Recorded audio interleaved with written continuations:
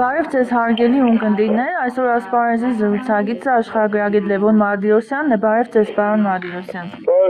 Պարոն Մարտիրոսյան, վերջերս նկատվում է, որ մեր քաղաքում Գյումրիում ծառերի եթ է տեղի ունենում, խորը էթ, բնակիչների անհանգստացնում է այն, որ առանց այն էլ մեր քաղաքում օդը աղտոտված է եւ ծառերը բավական քիչ են, հատկապես նաեւ եղևնիները, արդյոք թույլատրելի է նման ձևերով էթել ծառերը։ Իհարկե, այդ ծառերը էթել կարելի է, բայց այս չափով եւ ամեն տարի այսպիսի խորությամբ դա իհարկե մեր քաղաքի համար դա ճիշտ չի եւ դա նպաստում է նրան, որ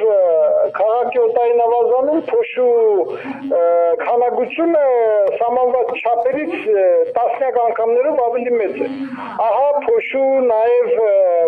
փոշու առատության մի պատճառ եւս։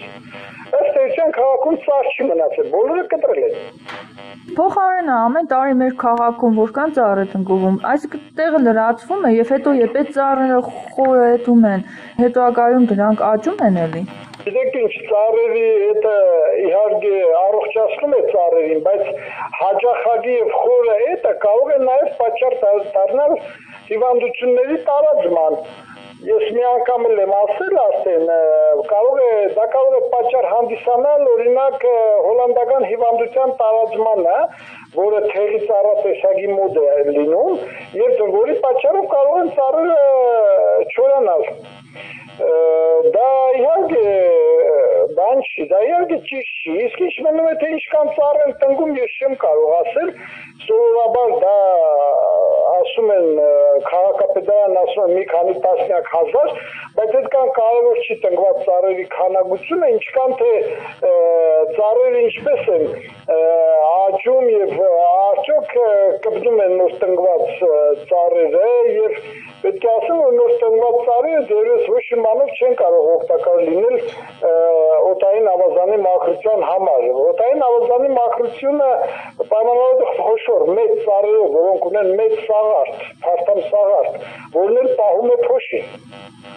Շնորհակալություն պարոն Մարտիրոսյան, ձեր դիտարկումներ առհասարակ բնապահպանների նկատել եք, որ գոնե ինչ-որ չափով քաղաքապետարանը հաշվի առնի եւ ինչ-որ միջոցառումներ ձեռնարկի, որպեսզի ծառատունկը մեր քաղաքում ավելի շատ լինի կամ առհասարակ ծառերի քանակը։ Ճիշտ ասած, անձամբ ինձ հետ ոչ մեկ չի խորհրդակցել, բայց ես չեմ բացառում, որ ինչ-որ մեկի հետ խորհրդակցել են,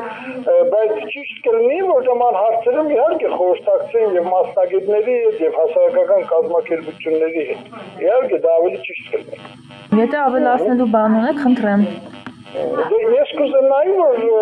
ուրեմն գոնե 1-2 տարի ծառերի էթ չկատարեին եւ ծառերի սաղարթը լավ զարգանար եւ հետո էթը կատարեին ըստ անհրաժեշտության այն ծառերը, որոնք 5-6 տարի չեն էթվել, էթվեին այս ծառերը, ոչ թե ամեն տարի նույն ծառերը։ Իհարկե դա սխալ է։ Հարգելի ունկնդիրներ, հիշեցնեմ այսօր ասպարեզի զրուցակիցն աշխարհագրագետ Լևոն Մարտիրոսյանն էր, հարցազրույցը վարեց Անահիտ Սիմոնյանը, ցտեսություն։